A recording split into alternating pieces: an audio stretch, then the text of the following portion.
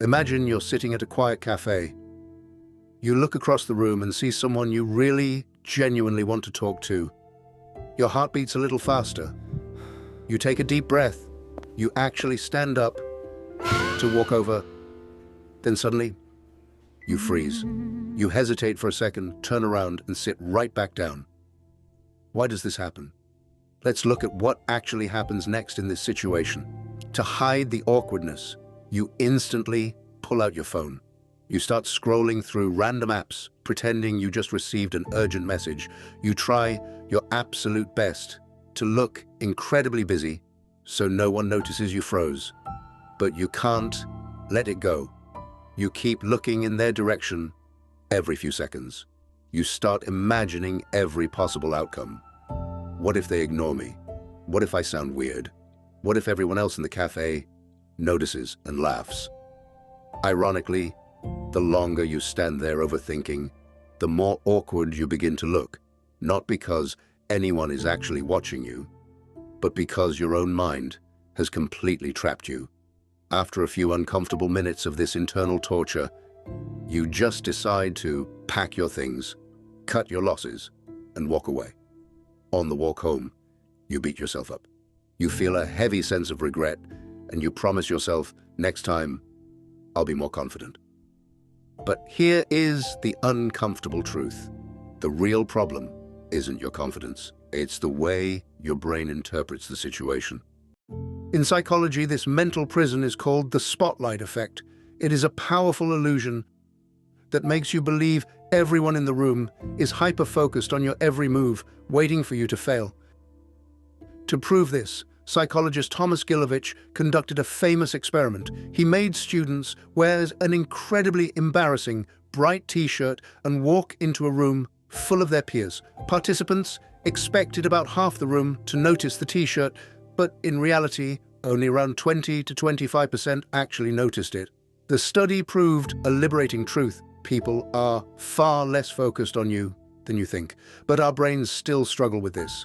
Psychologists also talk about the fear of negative evaluation, the chronic tendency to overestimate how harshly others will judge us. Your brain can interpret social rejection as a significant threat, activating many of the same stress and survival responses. And because you stood there analyzing these imaginary threats, you missed the critical window of action. Many psychologists suggest that acting quickly helps you act before overthinking takes control. You don't need a smooth, rehearsed opening line. In fact, fake lines make people raise their guard. The longer you wait, the more convincing your excuses become. Sometimes action has to come before confidence. So, how do you successfully make that move without the mental friction? You need to master 4 basic rules of social dynamics. Situational openers. Never force a random conversation out of nowhere. Instead, comment on the shared environment. If the coffee line is slow, say, "At this rate, we'll be ordering breakfast." Or, if you notice what they're doing, a simple, "That's a great book. Have you read anything else by that author?" works perfectly. It removes all the social pressure. Reading the unspoken code. Before you speak, check their body language. Things like crossed arms or eyes buried in a phone can often be signs that someone doesn't want to be interrupted, but context always matters. Look for open signals instead, a relaxed posture, or accidental eye contact with a soft expression. Social calibration. Shift your mindset. Stop treating a conversation like a test you might fail and look at it as a simple experiment in human behavior. Rejection is rarely personal. It's usually just a reflection of the other person's current mood or day. Micro-exposure. Don't start by approaching your crush or a high-profile mentor. That's too much pressure for a freezing brain. Instead, start small. Make tiny, low-stakes conversations with cashiers, shopkeepers, or classmates. Your goal isn't to impress people. Your goal is to become comfortable starting conversations. Social confidence grows through repeated, small actions, not random motivation. Think about how many friendships, business opportunities, and beautiful relationships never even begin, not because the people involved weren't interesting enough, but simply because no one made the first move.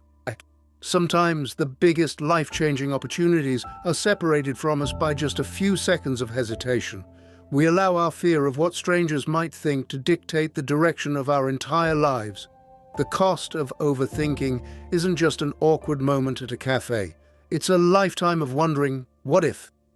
Most people don't regret the conversations they started. They regret the ones they never had.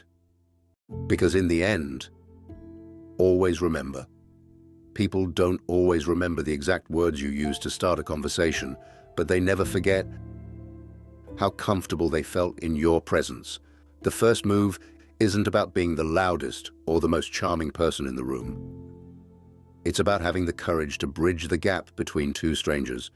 Confidence isn't the absence of fear. It's the decision to act before fear decides for you. Sometimes the smallest step toward a stranger becomes the biggest turning point in your life. The next opportunity you hesitate to take might be the conversation that changes your life. Thank you for joining Complexity Lab Psychology. If this analysis gave your thinking a new perspective, make sure to hit the subscribe button. See you in the next video.